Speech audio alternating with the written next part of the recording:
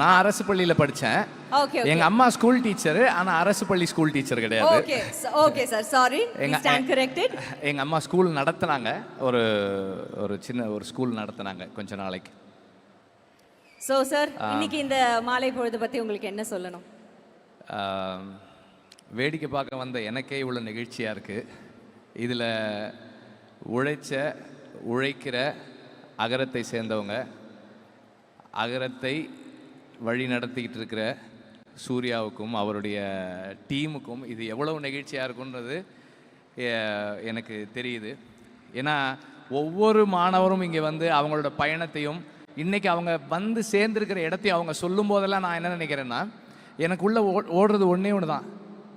இந்த அகரம் இல்லாமல் இருந்திருந்தால் அவங்க வாழ்க்கை என்னவா இருக்கும் அப்படின்னு தான் நான் யோசித்துக்கிட்டே இருந்தேன். அகரம் இருந்ததால் என் வாழ்க்கை இது அப்படின்னு சொன்னாங்க. அகரம் இல்லாமல் இருந்திருந்தால் அவங்க வாழ்க்கை என்னவா இருந்திருக்குமோன்னு ஒரு உணர்வு ஏற்பட்டுச்சு எனக்கு.